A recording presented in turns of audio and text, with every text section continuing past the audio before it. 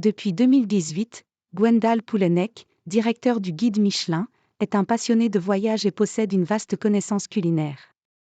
Il a progressé pas à pas au sein du prestigieux guide et influence désormais les plus hautes sphères de la gastronomie mondiale, provoquant des réactions variées, allant de la surprise à l'effondrement.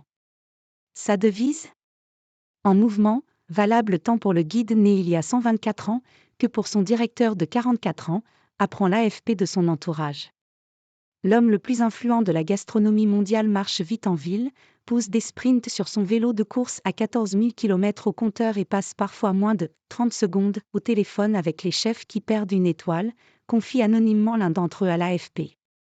Le pouvoir de ce patron, dont l'armée d'inspecteurs anonymes établit chaque année des recommandations dans 45 pays, se mesure aussi à l'aune des « no comment » que son nom suscite dans le milieu. Je ne fais que passer, je suis là pour assurer la continuité, se défend le quadragénaire, pull breton, barbe courte, jean et carnet rouge comme le guide qu'il dirige depuis un quinquennat. Solide appétit. Chez les Poulenec, famille très nombreuse entre le Finistère et les Yvelines, le restaurant ne faisait pas partie des habitudes. À peine diplômé de l'ESSEC, Gwendal Poulenec se détourne des multinationales repoussoirs ou des cabinets d'audit pour pousser la porte du groupe Michelin, décidé à travailler sur un sujet français, le guide gastronomique ou rien. Après un passage dans les usines à pneus, le groupe de Clermont-Ferrand assigne la jeune recrue à son idée fixe.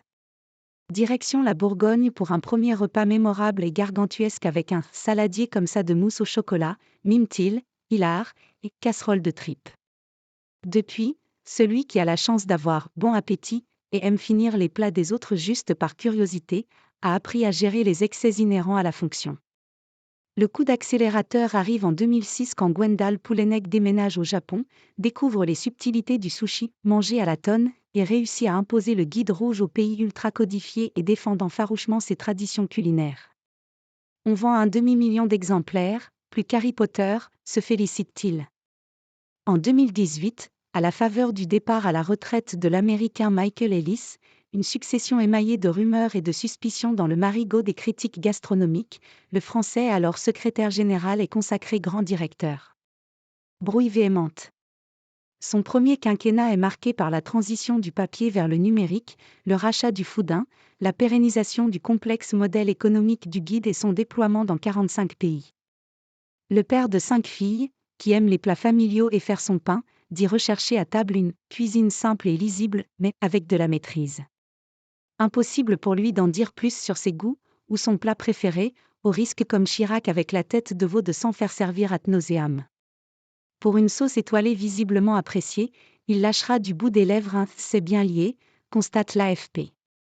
Il faut savoir le lire entre les lignes, décrypte Damien Rodière, directeur de la plateforme de réservation Fork et partenaire en affaires. Pour certains chefs qui ont affaire à la sanction, le jeune directeur peut vite insupporter. Marc Vera vient ainsi le poursuivre à Paris en 2019 pour une brouille véhémente autour d'une supposée touche de cheddar dans un soufflé et la perte de sa 3e étoile.